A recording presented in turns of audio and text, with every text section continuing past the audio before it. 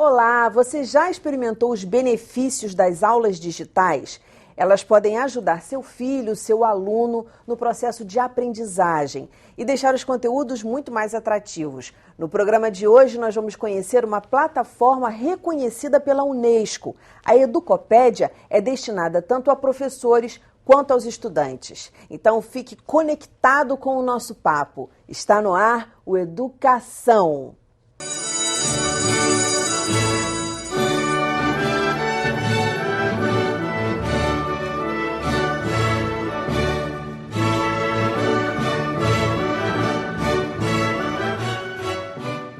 As minhas convidadas são Gisele Cardoso Cordeiro, mestre em Tecnologia Educacional, gerente da equipe Educopédia Rio Educa, e Juliana Silva, professora do projeto. Muito bem-vindas ao programa.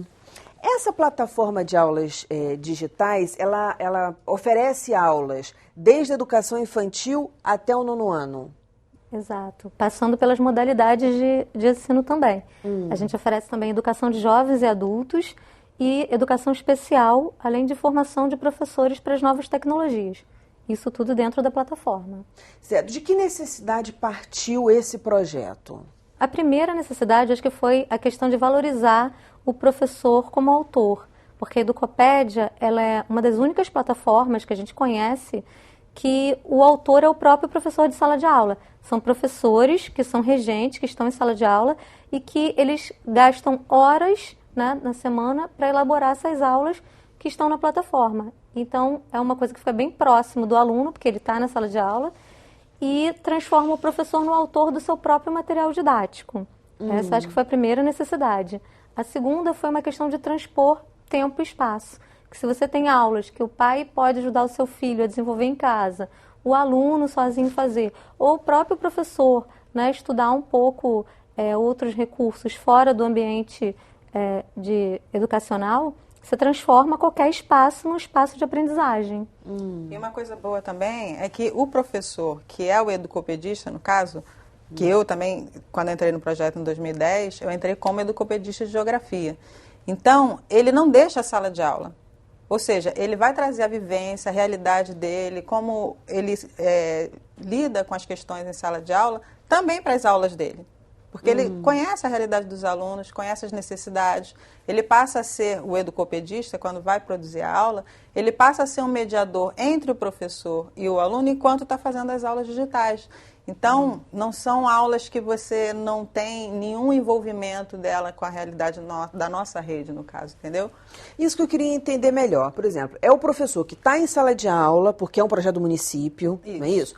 É um professor que está em sala de aula e ele quer digitalizar as aulas dele, é isso? E compartilhar as aulas dele, não é bem por aí? digitalizar as aulas, porque na verdade você tem uma outra dinâmica, né? Você não transpõe a aula que você faz na sala de aula para o meio digital, na verdade é uma outra dinâmica, mas é o mesmo professor, então ele reinventa o que ele trabalha em sala de aula para o meio digital, para que esse aluno possa continuar em casa, ou mesmo ele utilizar durante as aulas uma maneira mais atrativa, né, e multimediática para trabalhar um determinado conceito.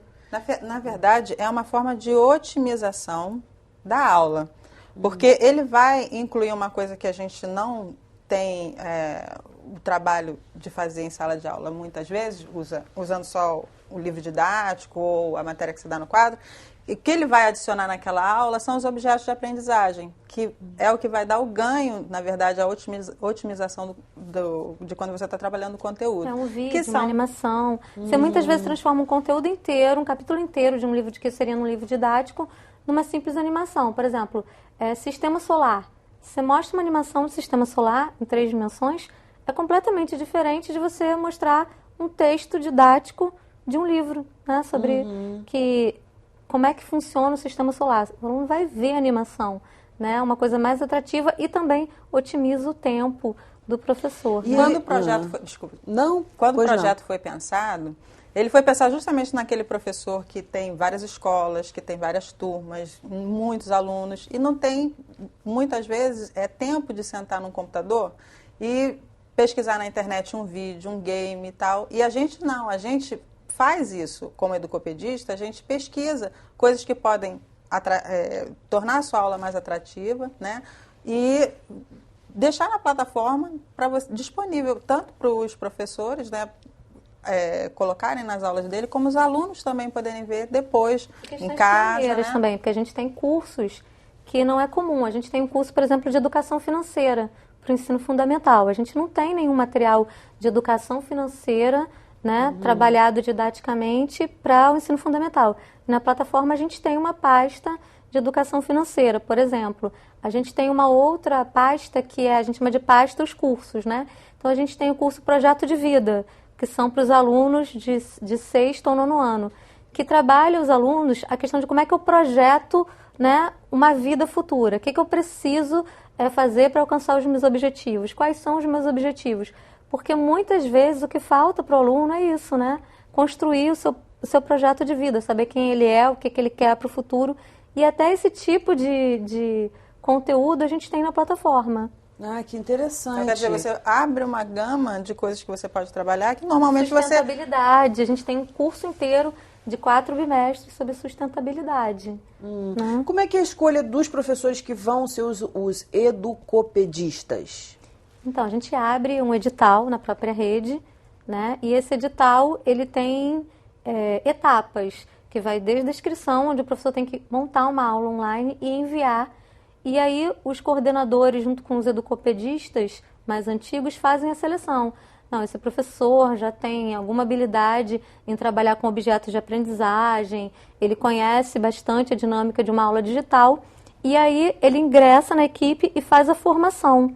Né? Porque todos os professores, hoje a gente tem cerca de 480 professores formados, porque são os 480 educopedistas que passaram pelo projeto e que foram formados, aprenderam a fazer vídeo, aprenderam a criar objetos de aprendizagem, aprenderam uma série de outros dispositivos, né, disponíveis para você criar aulas. Então, e para o professor, ele se candidatar, ele tem que ser um professor da rede? Ele tem que ser um professor da rede. Tem que ser um professor da rede. Como é que são as aulas efetivamente? São 5 momentos de aula, não é isso? Isso. Na verdade, ela é baseada em algumas teorias da neurociência da professora Carla Verônica, do Núcleo de Computação Eletrônica da UFRJ. A professora Carla, que estuda neurociência, aprendizagem há algum tempo, né, ela simplificou a aprendizagem em 5 momentos, que são os momentos usados para cada aula, né? A Juliana, como professora, pode até explicar melhor como é que funciona. Que a gente parte de um momento anterior, da aula anterior. Faz um link, né? Puxa... Uma aula vai sendo linkada à outra. Isso. Então, a gente puxa, faz um resuminho da aula anterior, né? E já faz uma apresentação do que você vai trabalhar no conteúdo dessa aula, que seria o primeiro momento, e com um quizinho, né? Umas perguntas que a gente faz no primeiro momento. No segundo, ele já vai ter uma abordagem do tema, mas não é o tema propriamente dito, né? Mas coisas que ele precisa saber para poder construir efetivamente o conhecimento dele no terceiro momento, que aí já vem a abordagem já do conteúdo. Aí, no quarto momento, a gente tem a consolidação, né? Um exercício de consolidação para saber o que ele realmente aprendeu. E aí, finalmente, um desafio que é justamente para consolidar o conceito, porque lá no início é um quiz, para saber qual o conhecimento que ele tem. Depois, nesse quarto momento, é um exercício de consolidação, que, na verdade, ele aprofundou daquele conceito. E aí, o último momento já é um resumo, mas já com uma preparação para a aula seguinte. Linkando com a próxima aula, entendeu? Né? Já fazendo uma preparação para a próxima aula. Perfeito. Esses conteúdos trabalhados nas aulas da Educopédia, eles são tirados daquele planejamento geral? Como é que são selecionados esses conteúdos? A base foram as orientações curriculares, a gente tem as orientações curriculares da prefeitura e os descritores bimestrais. Isso. E aí, essas aulas digitais, elas obedecem, né, essa disposição, tanto ao núcleo curricular da prefeitura, quanto aos descritores bimestrais. Então, elas estão em consonância com as orientações da rede municipal. E a metodologia, assim, básica é o aluno começar a refletir sobre o que ele sabe, sobre o que ele pensa, sobre as coisas que ele acredita e começar a construir o conhecimento dele, os conceitos, em cima dessa reflexão dele mesmo, do que ele sabe, do que ele precisa aprender, né? Então, as aulas vão estar muito abordando isso, né? Coisas que fazem parte da realidade dele, que ele percebe e tal, e como isso pode ser aprimorado, o conhecimento dele pode ser aprimorado, entendeu? Quer dizer, existe uma certa interatividade, digamos assim? Existe um canal para o aluno, por exemplo, tirar dúvidas, ou para o professor, porque é uma plataforma destinada tanto para professores quanto para alunos. A Educapédia tem um canal para isso? Na plataforma não, né? A gente tem as redes sociais. Na verdade, né? o que a gente tem de interatividade, a gente tem uma parte colaborativa, que é a máquina de publicar. E na máquina de publicar, você publica um livro, tem um publicador, esse livro sobe para uma estante, e aí você tem como, por exemplo, comentar o livro do aluno, isso você tem.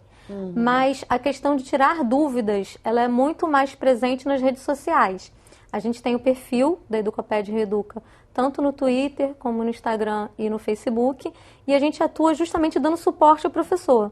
O nosso grande público, né, embora a gente também tire dúvida dos alunos, também tire as dúvidas dos alunos, o grande público que a gente atende hoje são os professores, tirando dúvidas de como é que ele faz para baixar uma aula, como é que ele faz para customizar aquela aula que ele baixou. Às vezes, professores de outra rede, porque a Educapédia é uma plataforma que ela é um REA, um recurso educacional aberto.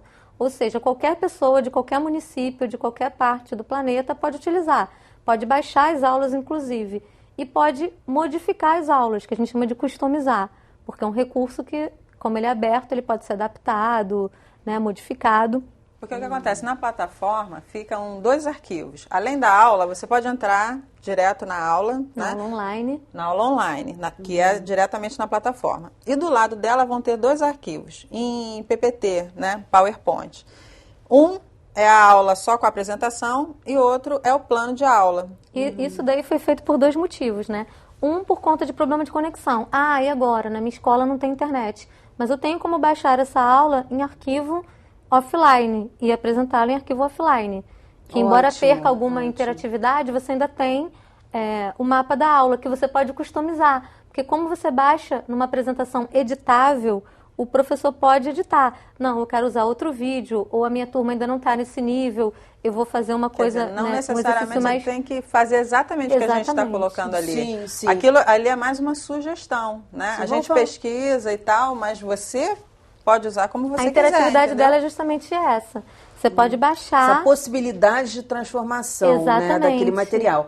A gente está no finalzinho desse bloco. Bloco seguinte, vamos falar um pouquinho mais sobre planejamento e vamos falar também sobre as aulas de educação especial que estão disponíveis na plataforma. A gente vai para um breve intervalo e volta já já. Não sai daí, não.